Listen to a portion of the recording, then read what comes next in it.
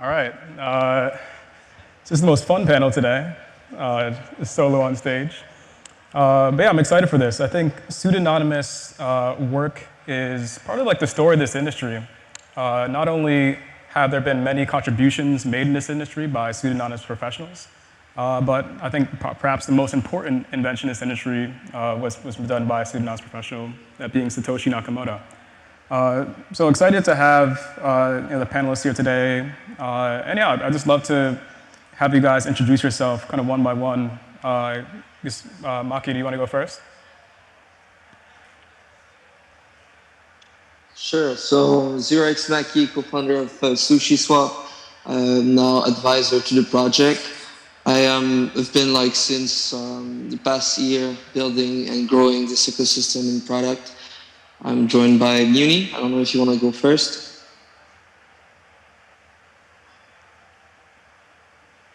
Yeah, Mewny.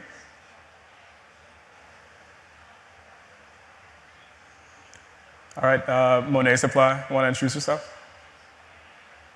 Hey everyone, glad to be here. I work with Tally, the governance project, as well as MakerDAO, a couple other places. And I came into crypto around 2020. Before that, I was working in just a traditional fintech company, but came into crypto and couldn't look back. Cool. And Mewny, are you with us? Yeah, sorry, I was on mute. Cool. Hey, yeah, my title's a bit more nebulous. I'd say I'm mostly independent. I kind of go around helping a bunch of DeFi projects, mostly some NFT projects. I've been in the space for quite a while, but I'd say that I became more involved around April, May of 2020. Yeah. Cool. So I think it's a great panel to talk about pseudonymous work in crypto. I think we have representation from the builder side with 0x Maki, investor side with Mewny, and then also the kind of participation and governance side with Monetsupply. So I guess maybe one thing just up front I'd just love to talk about is why go pseudonymous in the first place? And I'll have all you kind of provide your own answers.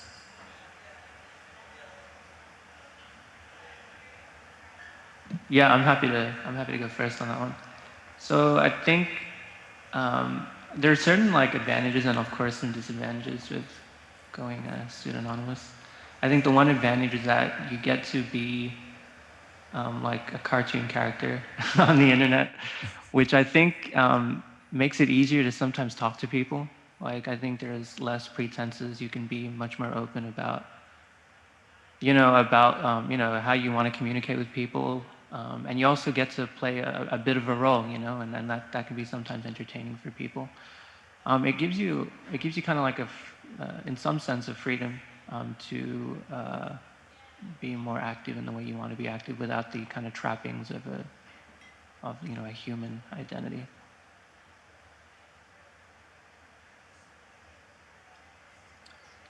And sorry, go ahead. For me, I feel like it's been like really nice to be free from credentialism a little bit as well. I have a bunch of like TradFi experience, but most of it was in like not very glamorous positions. So this was like the first opportunity for me to like really have like high impact work that wasn't being held back from people just kind of writing me off, and being able to just kind of build my own reputation just based on my work only.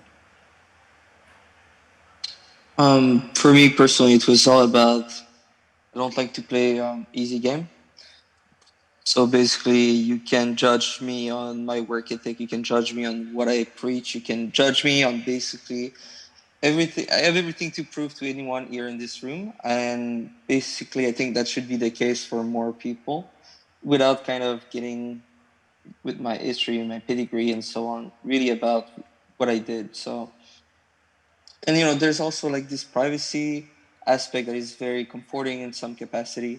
Many people resonate with this in crypto, and yeah, that is really what Anonymous kind of attracts you to.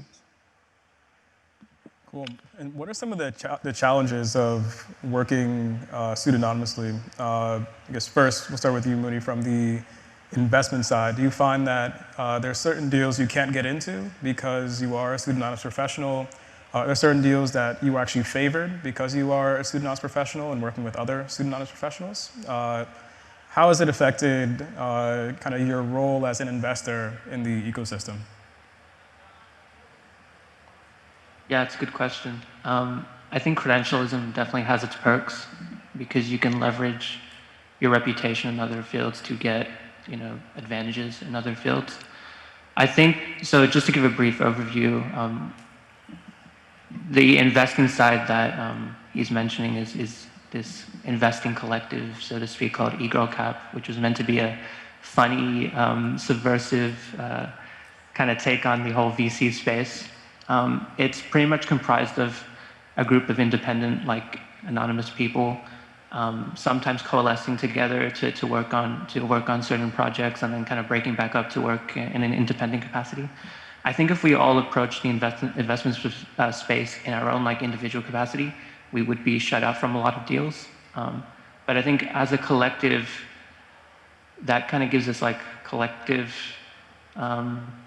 reputation to kind of prove that we can be value adds despite not being as traditional or as typical as the common VC. So I think if I were to do this all on my own, I would definitely be shut off from a lot of opportunities because I'm more active in some parts of crypto and not others. And then the other 13 members, they're active in certain parts and so on. And so together we can kind of work across the whole space. But yeah, credentialism definitely has its perks. And when you're pseudonymous, you can only really prove yourself on what you actually do in the moment rather than what you've done before.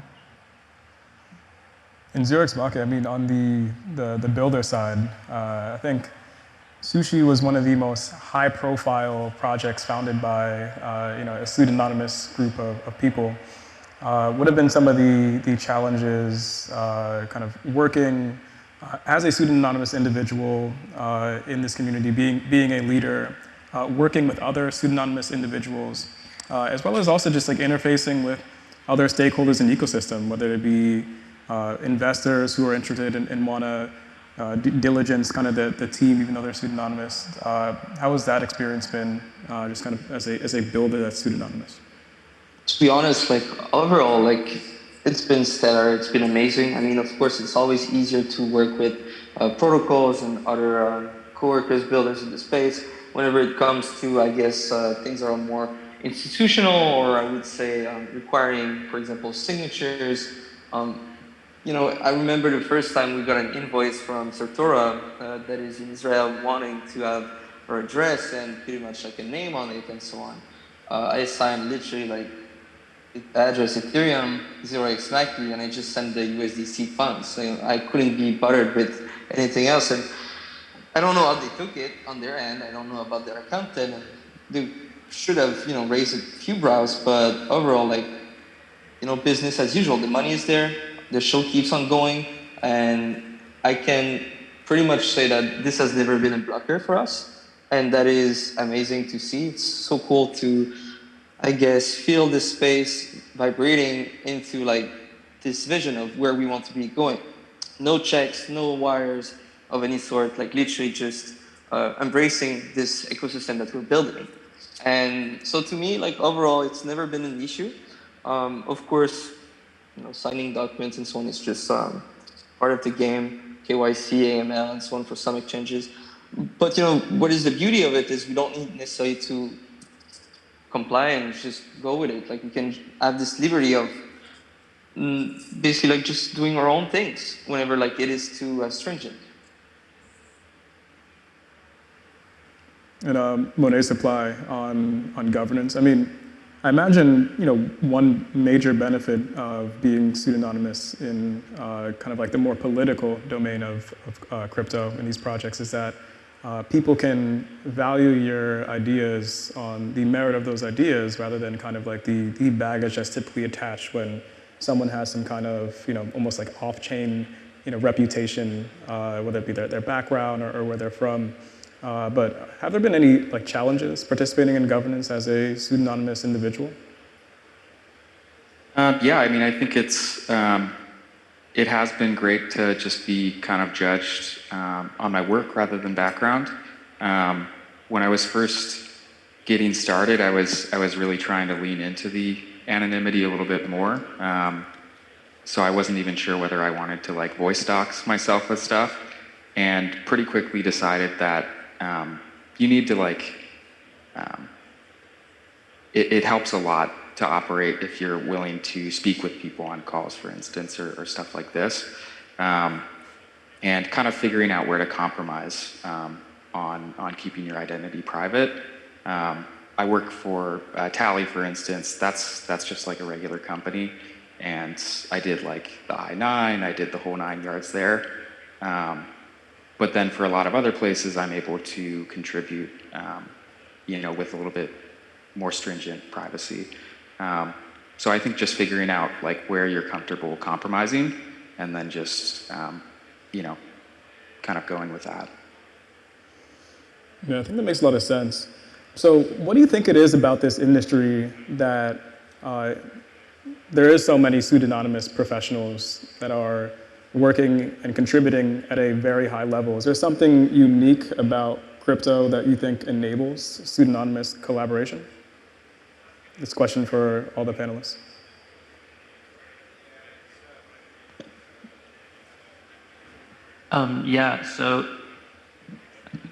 So I think there are elements to crypto that do kind of empower people to be anonymous. Like, obviously, frictionless transacting and interacting with, financial systems is a big part of that. But I think just like the prevalence of the internet now, and like people can be anonymous, irrespective of crypto. Like they can be in chat groups in Discord. They can, it's just the nature of the internet now that people can invent identities that are specific to like whatever niche that they want to focus on. Like the thing with anonymous identities as well is that it may not be completely representative of the person. Like you can fashion it in a way that is more particular to that industry, and talk about specific things, or say it in a particular way that's entertaining, so people want to listen and so on. So I'm not sure if it's like specific to crypto. I just think it's the nature of the internet being prevalent and more of our lives being online. I think personally, I think it's just the fact that so many of us are cypherpunk believers and weeb and basically like to roleplay. That's it. I think I'm less convinced nowadays, but I think people also want to believe that being anonymous will solve like a lot of the unsolved legal problems of participating in DAOs, or like the security issues that are kind of intractable of like dealing with crypto. It's kind of comforting to think, okay, nobody can find me. Like if I get sued, they won't be able to serve papers. So that's, I'm less convinced nowadays. I think that like the government can probably find you, but I think there's like a little bit of a push factor there as well, at least personally for me. Gotcha. And I guess to flip it, the conversation in another direction is, from the perspective of projects, what is the benefit of having pseudonymous contributors, investors, et cetera? Do pseudonymous professionals have a special role in these communities? There are certain things that they can do that I guess doxed professionals cannot. And what are ways you're seeing pseudonymous professionals contribute in ways that you just don't see with people who are doxed? Yeah, it's an interesting question. I think in terms of building like both doxed and undoxed, have the same, it's just you're. I think in this space you're proven on your work more than other spaces, whether you're doxed or not. I think being pseudonymous gives you more room to maybe fail out in the open, with less fear of reprisal. assume you don't do anything malicious. It's an honest fail. That might give one the comfort to kind of experiment in space, because the stakes in crypto are much higher than, say, Web 2, where you're not dealing with, financial assets or, potential loss of one's, net worth. So yeah, I mean, it can kind of give you that protective shielding. But like as Monet said, I mean, I don't think being anonymous protects you legally, and I've never once thought that being anonymous ever protected me legally. It was more just like more of a social thing, just makes it easier to communicate and even team build to a certain extent, because there's less friction when you're talking to like another, anime or two-dimensional profile picture than a human. There's less need to engage in formalities and so on. So yeah, that can be another benefit.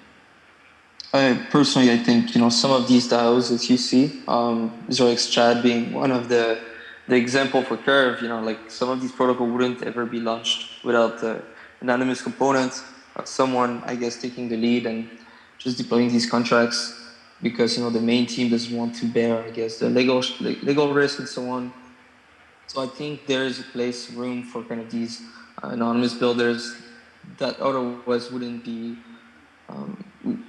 able to execute on some part of, I guess, their protocols, governance, or else.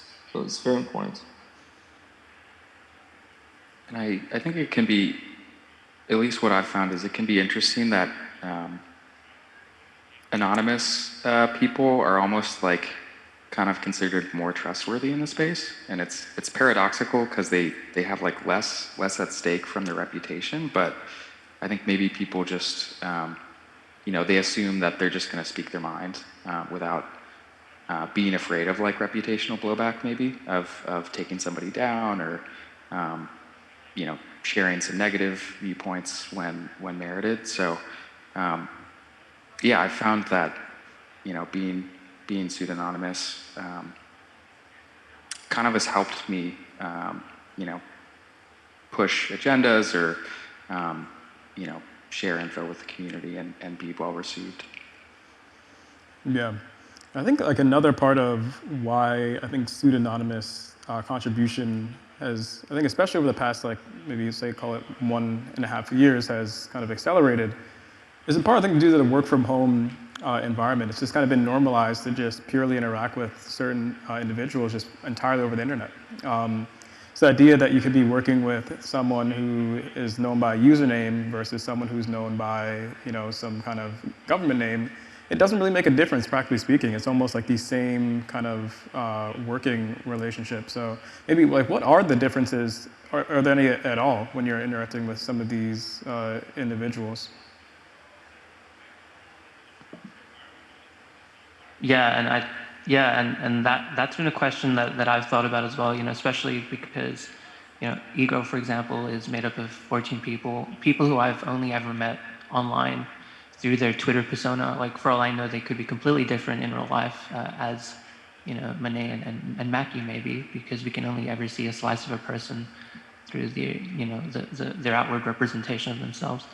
But with that said, we do have some doxed people within eGirl, like Eva and Molly and so on. But yeah, like I think it's just like I said before, that there's something frictionless about talking through personas. There's like, yeah, I don't know, like there's maybe it's just me, but you can't write in a chat like I find that less restricted. Like I find more restricted to talk in like a kind of memey way. In my using my real persona rather than this cartoon character I've created online, and I think like that frictionless ability to communicate helps you form bonds quicker. But again, like you're forming bonds with the personas online, like in real life could be a completely different story. So yeah, I don't know. There's kind of pros and cons, but yeah.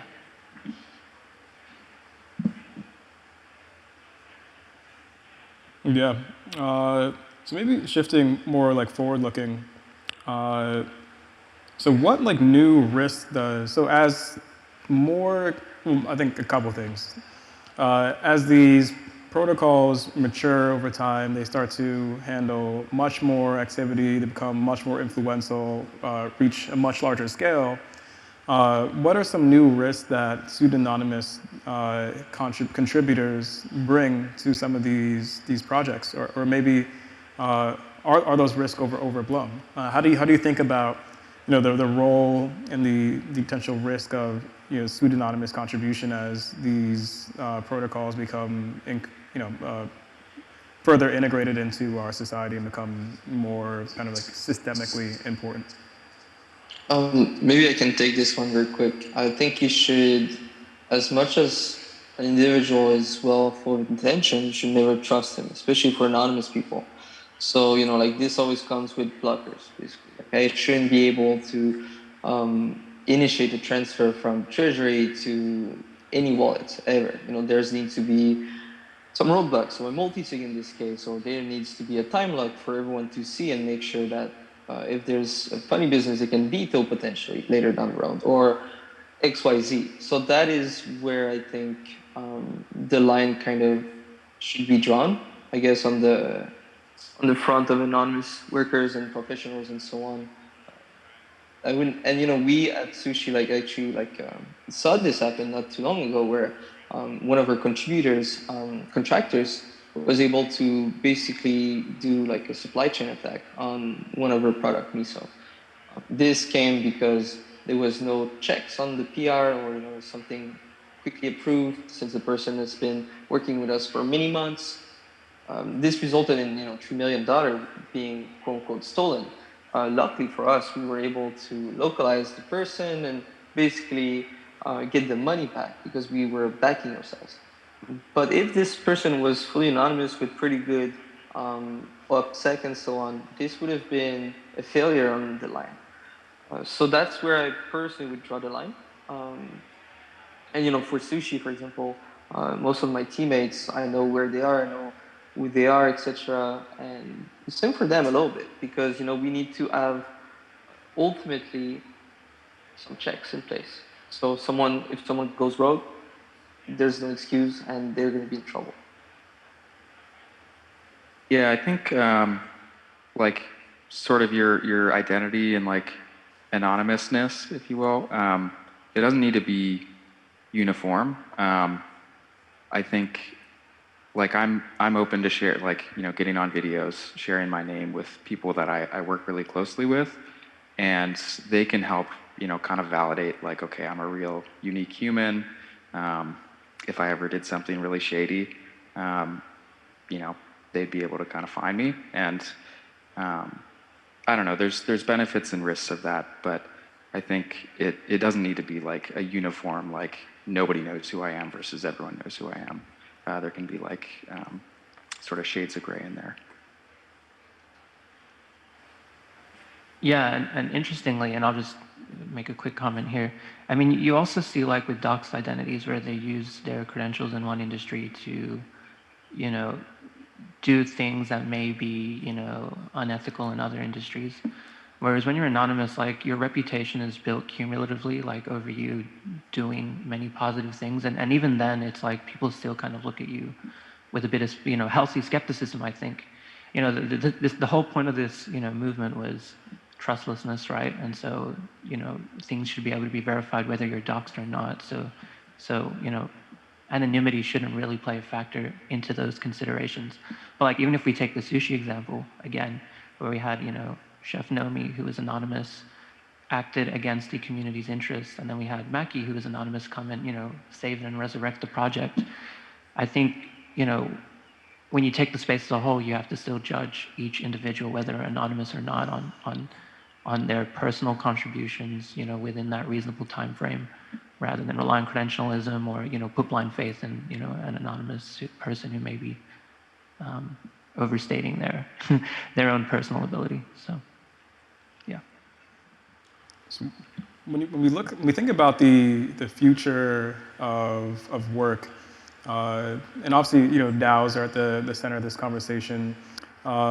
Where does pseudonymous contribution fit into the future of work, and what new opportunities does that unlock as far as new people that might be able to contribute, different types of contributions that you can have, How are you all thinking about it from, I guess, your different seats on how this pseudonymous contribution plays into like the broader theme of DAOs changing the way we work?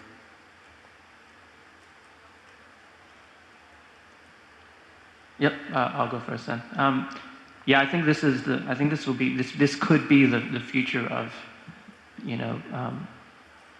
digital labor, I guess, or digital employment, where there's no concept of bias or discrimination. You are literally the identity you've created, age, gender, race, culture, citizen, nation that you live in does not matter. It's what you're able to do and produce in front of people, what you're able to say, what you're able to, the ideas you're able to put out there. I think more and more people will realize the benefits of that. More and more people will be able to prove themselves without, superficial or artificial barriers to entry.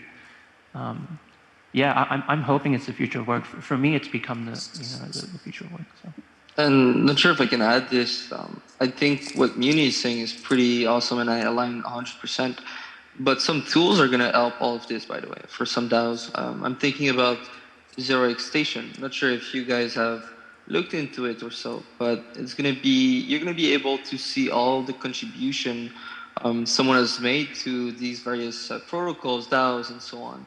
And you're going to be able to actually see, like, oh, is this Anon working? And if so, what he has done. Now we're going to be able to see all the proposal Monetsupply has done on Maker, for example. We're going to be able to basically have this history, I guess. And this is going to be extremely powerful, I think, because it is very cool to hire Anon and basically like growing your DAOs and group and so on. But it can be very difficult to background check, and you don't want to also get bad apples. Like that is a very that's a very interesting part for myself. I can tell you, there is no Anons that I trust that won't dox their voice. If they don't dox their voice, I am not interested in working with them too much, because this to me is a red flag. That means it is potentially, and there is like bad actors roaming around here and there. I could name some, but I'd rather kind of hold off here. So anyways, I think, we're going to see tools to background check these Anon in some capacity, weirdly enough. And, you can always start from scratch and, like do another alt if you want. But I think there's like some respect and there's some, I would say, value in keeping this persona and basically like growing your contribution and showcasing your worth to the space. You're going to be rewarded if you're long-term aligned. That's what I want to come down to. Yeah, I think there's a lot of tools that are being developed now to showcase people's like proof of work. So in a way, if you're leaning into the pseudo-anon work lifestyle now, you're kind of having a head start. Things like Xerox Station, Rabbit Hole, Tally even.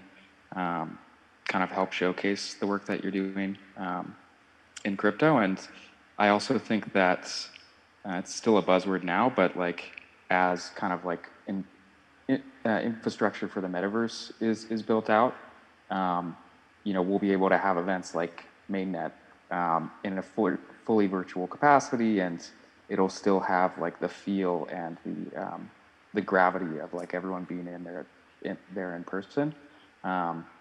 So I'm super excited for the future of pseudonymous work. Yeah, and I think I'm very excited as well. Obviously, this pseudonymous work has played an incredible role in shaping this industry, and it's very much in line with, I think, the origins of what we're building. So, yeah, I appreciate everyone for hopping on the panel. I thought this was great.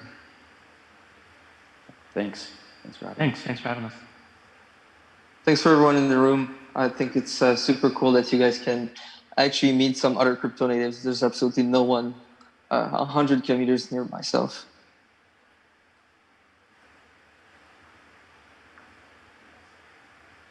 All right.